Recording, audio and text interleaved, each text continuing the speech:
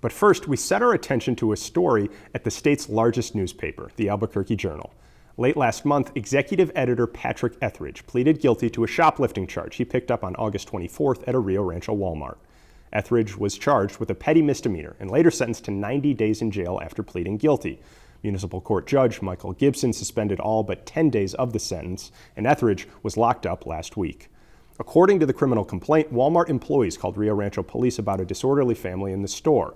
Surveillance cameras recorded two boys knocking over displays and opening unpurchased energy drinks. Those boys were identified as Etheridge's sons. Now, while that was happening, police say video showed Etheridge at self-checkout, skip scanning items. That's when someone pays for some products without scanning others. All in all, including the energy drinks, the complaint tallies Etheridge's outstanding tab at about $104.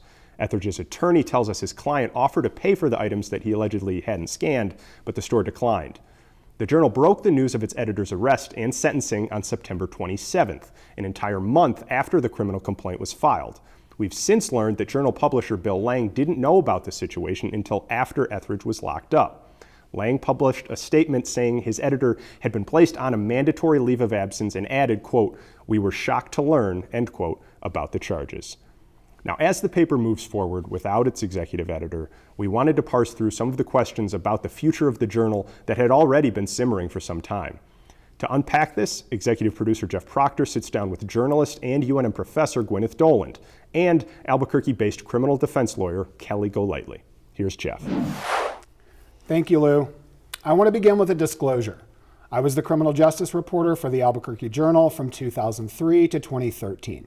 It was my first and longest lived home in professional journalism. In the years since, I have been publicly critical and very supportive of the newspaper, and more specifically, the folks who work there. For those and other reasons, this will be a difficult conversation. But we aren't here to dunk on anyone. You can find plenty of that on social media and blog sites. Instead, we feel like this situation with Patrick Etheridge exposes yet another layer of our local news crisis. The state's largest news organization was already teetering, with an ongoing staff exodus, a turn away from hard news, and other issues. Now, we are here at an inflection point, and I think that's worth talking about.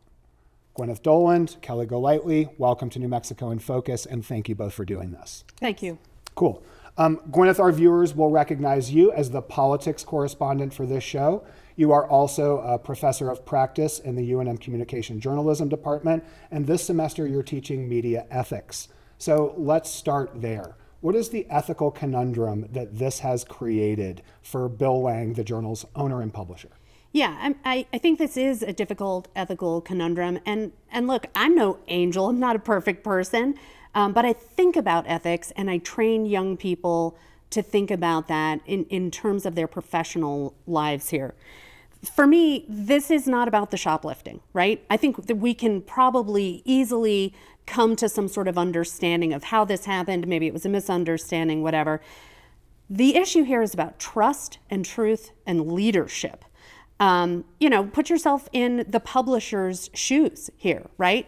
From the statement that we saw published in his own newspaper, it appears that he was unaware that his editor of the state's largest newspaper had been picked up for shoplifting and given a court summons, was unaware of any of this, it seems, until that editor was in jail, forcing the publisher to make an extremely embarrassing statement for coverage in his own paper. And, more importantly, it feels like a violation of trust, right?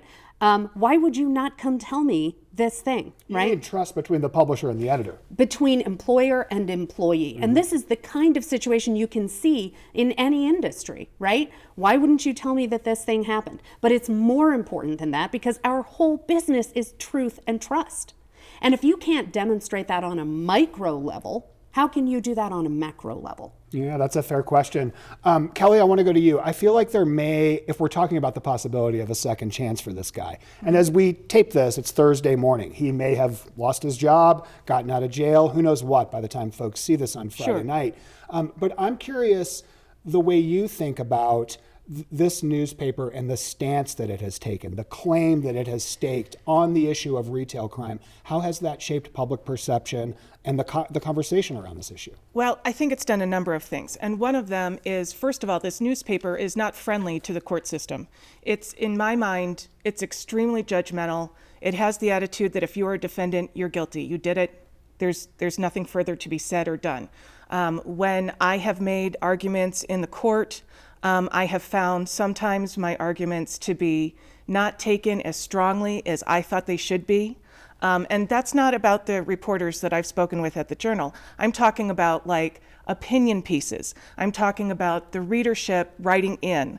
I'm talking about the fact that we don't have a fair paper for the community. We have kind of a push towards our standards.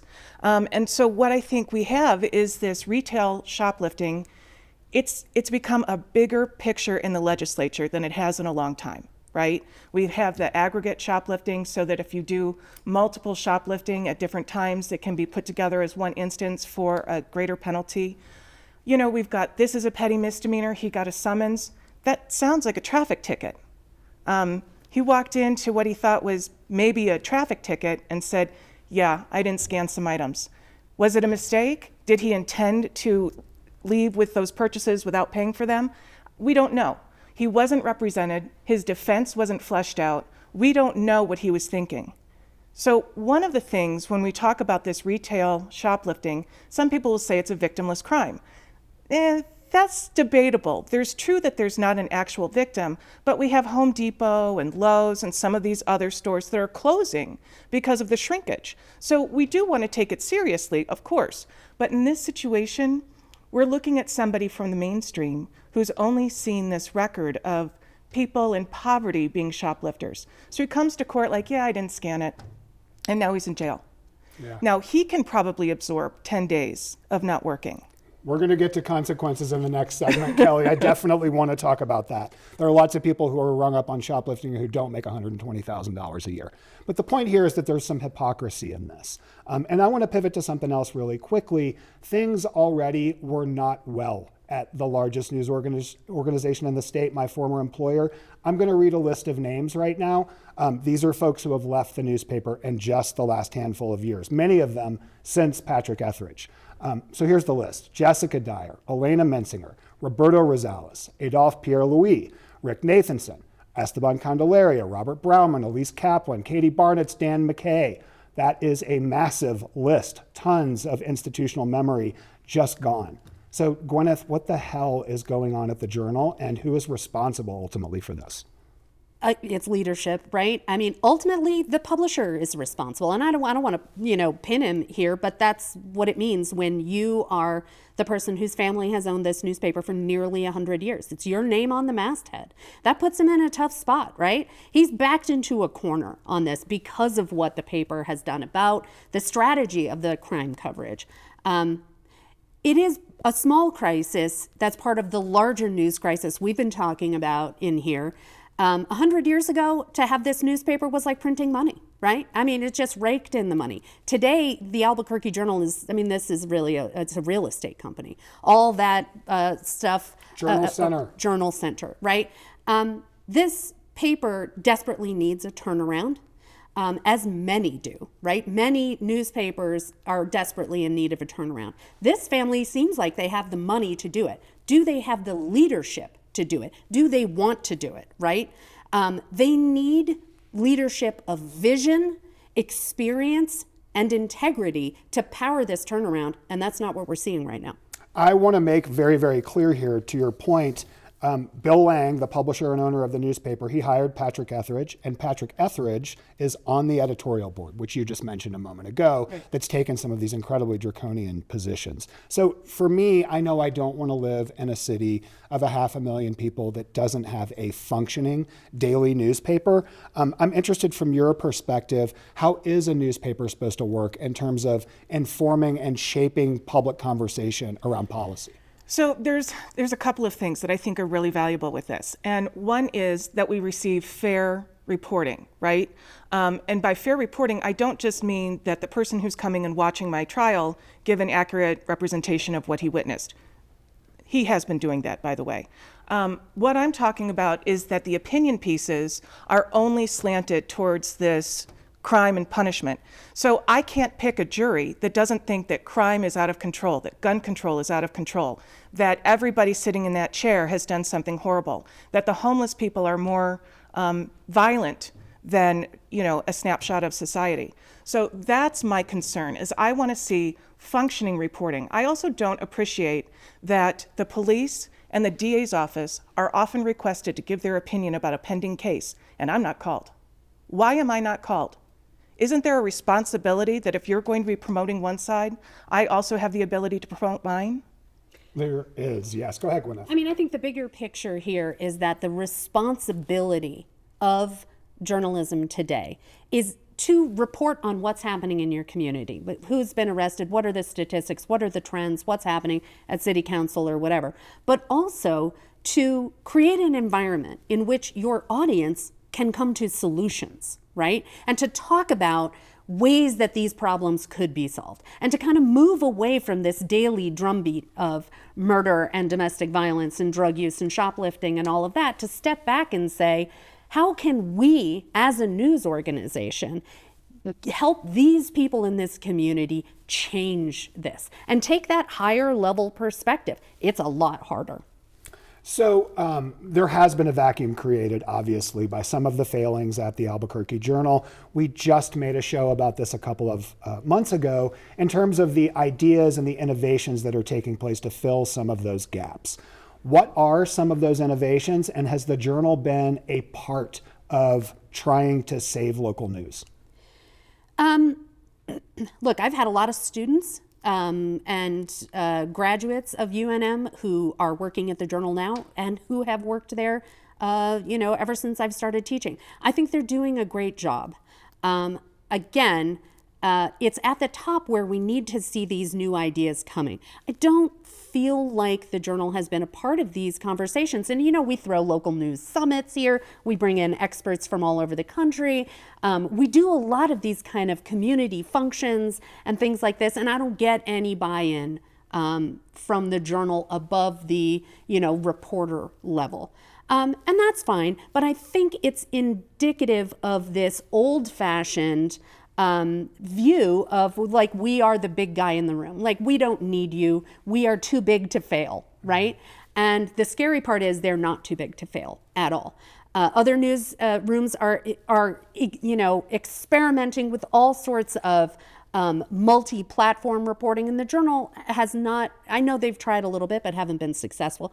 They have not been successful in diversifying the revenue stream, in bringing the community into the newsroom, in hiring young, talented reporters who can do new things and empowering them to experiment. Change is hard. It's really hard, especially when it's your name and your money on the line. It's really difficult. It takes guts. It takes, a little bit of fearlessness, and it takes investment. And the Journal has always been constitutionally, operationally conservative.